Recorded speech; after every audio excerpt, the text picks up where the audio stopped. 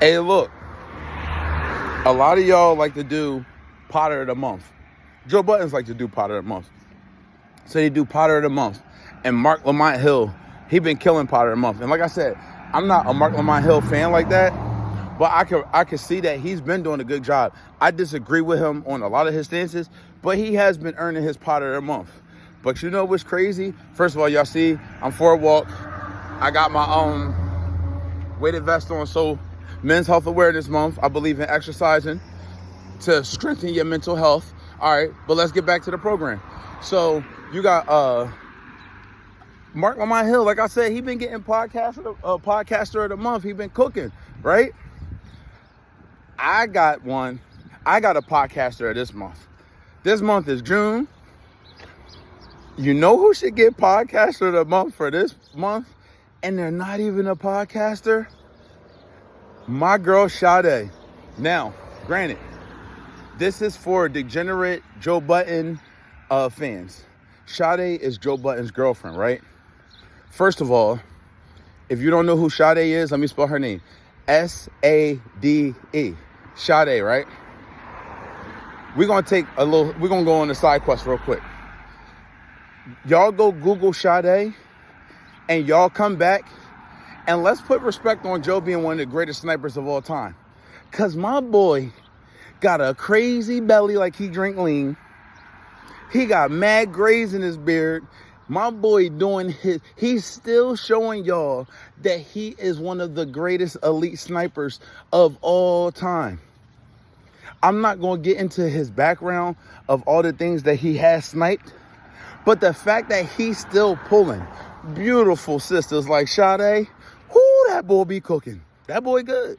That boy good. So, some of y'all know Sade from Pod Wives. I ain't watching that shit. I never watched no episodes of Pod Wives. I was never going to watch Pod Wives because I'm not really invested in hearing they women talk. I feel like Pod Wives was an Ian Schwartzman idea. I could be wrong, but I just was never interested in Pod Wives. Like, I'm a Joe Buddens fan. I'm a JBP fan. So I'm watching that, right? So recently, so y'all might be saying, damn, Trey, you giving Sade Potter of the Month, but you don't watch Pod Wives. How could that happen? Well, so Sade is getting Potter of the Month, not for what she did on a pod, but what she did on Twitter Spaces. Now, if you're familiar with my content, you know. Some people might categorize me as a Marc Lamont Hill hater, right? And recently, not saying that we had a dispute, but Marc Lamont Hill told me to get off his sack on Twitter, right? And the reason why he told me to get off his sack on Twitter is because I said it was another video circulating of him arguing with another uber white supremacist, right? So Joe has already told him after he went on Piers Morgan with all those goofballs that like, yo, Marc Lamont Hill, you don't got to share spaces with people like that. And I totally agree with that assessment. I don't care if I'm a Marc Lamont Hill fan or not. I'm under the impression like, yo, you're too good for that. And if you want to be a black voice, you don't got to share spaces with white people that use the hard R and like really like there's no debate in them. Their stance is their stance type stuff. You know what I mean? So I'm on my algorithm on YouTube and I see a video of Marc Lamont Hill debating two people, but one of the people is Gavin McInnes. Gavin McInnes refers to black people with the hard R. He has called black people monkeys. He has laughed at George Floyd. He has laughed at Trayvon Martin. He is on the record saying Trayvon Martin deserved it. Real racist type bull. So I see on my timeline, Marc Lamont Hill is on a video still like debating a dude like that. So I write on Twitter like, damn, Joe, Marc Lamont Hill is not listening to you, like not taking your advice type shit. And Marc Lamont Hill responds or whatever, right? So let me get back to the main subject. So I give Sade the Potter of the Month because Sade was on Twitter Spaces. And I guess Marc Lamont Hill commented on something on one of her Instagram posts. And Sade went in on him. Now, granted, some of y'all that might be watching this video are a little familiar with my content. Y'all know I go at Marc Lamont Hill because he do a lot of coony stuff. It is what it is. Like, I'm critical of him, but I show him respect. But he do a lot of corny shit. He do a lot of feminine shit. He do a lot of docile shit. He just does. It is what it is.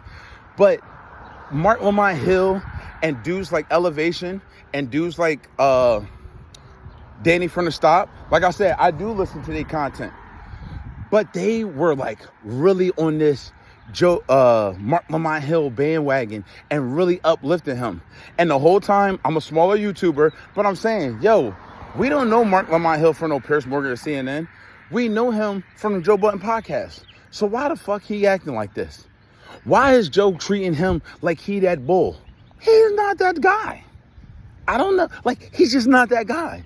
Do I like him on certain subjects and stuff like that?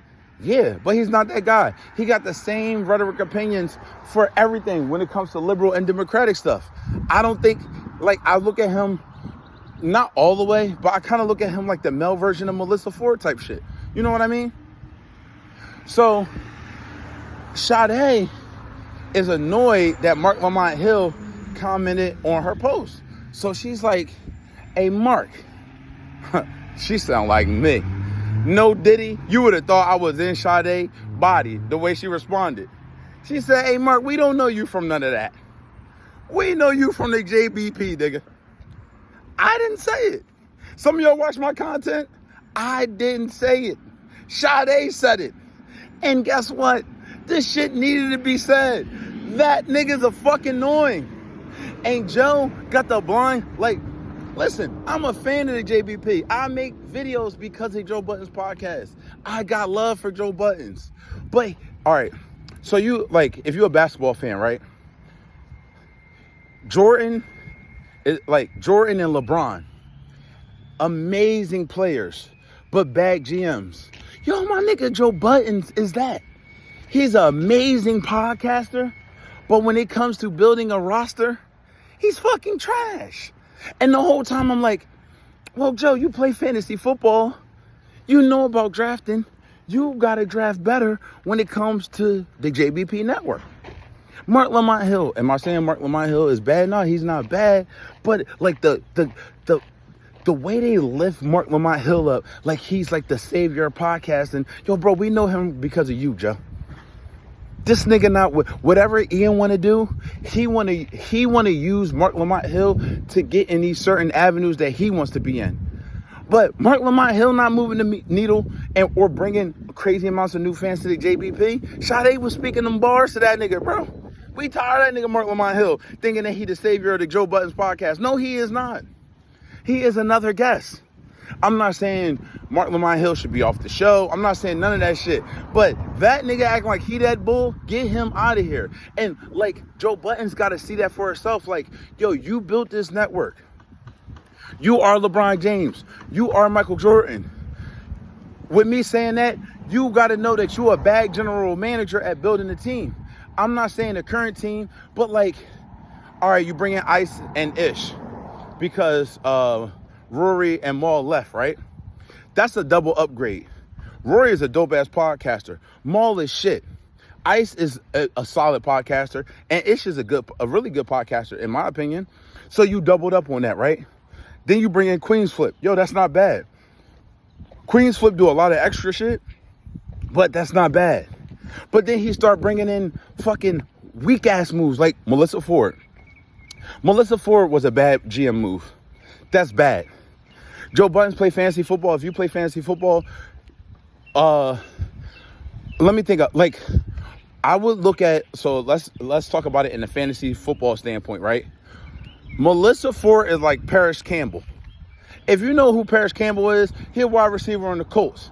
He'll have like 1 to 2 good games, and then it's a nigga, and then he's like a dude on the roster. And then after 6 weeks of Paris Campbell not even getting 6 points, you're like, yo, get this nigga off my roster. So has Melissa done solid in some podcasts? Yes. But she really Paris Campbell. Get her the fuck off the podcast. Marc Lamont Hill is trade bait. Remember, I'm using fantasy football logic. Meaning, Marc Lamont Hill is a good podcaster. He's good on the show. But I don't look at him as a starting lineup nigga like all these other fucking JBP universe people do. No, but he's really good trade bait.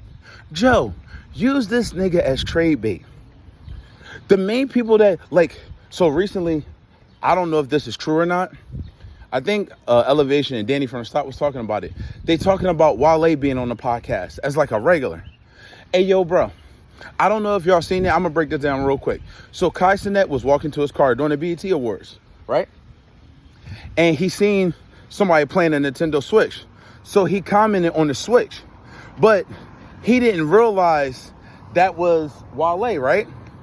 Later on during the BET Awards, Wale daps Kai Cenat up, but comes close to him and is like, yo, that you got me looking crazy. Like, you ain't even acknowledged me.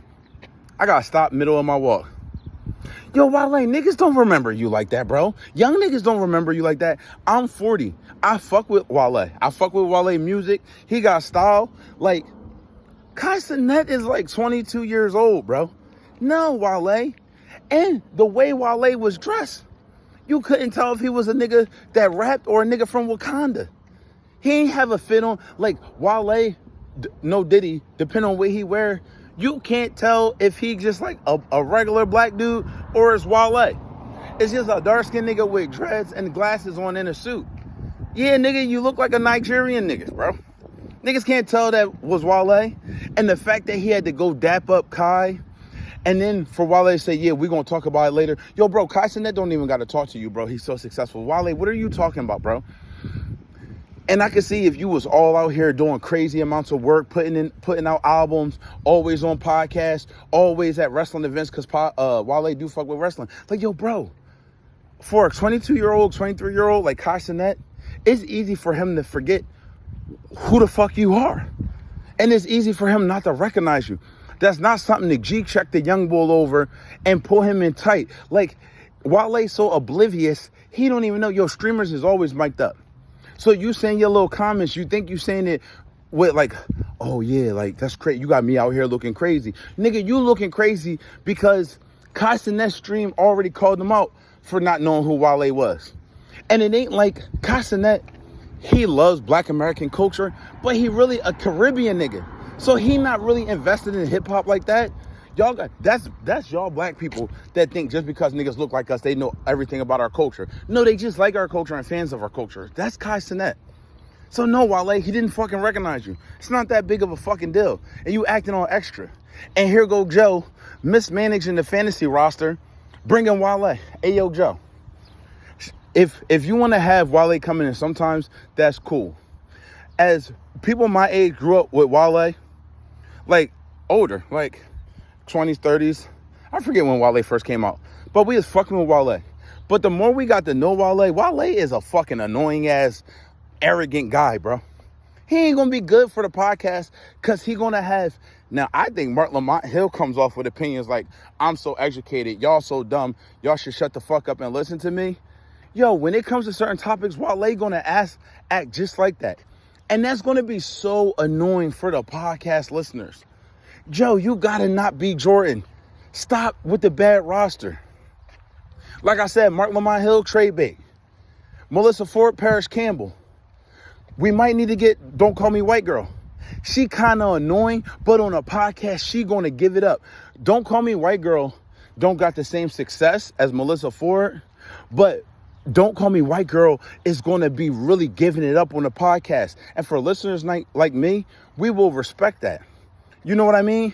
Joe, it's like, I wish Danny from the Stop didn't create so much beef, because I would feel like Joe shouldn't focus on celebrity names and kind of shoot for like independent creators, because despite what any of these Marc Lamont Hill bootlickers think, Joe Buttons will make your name bigger.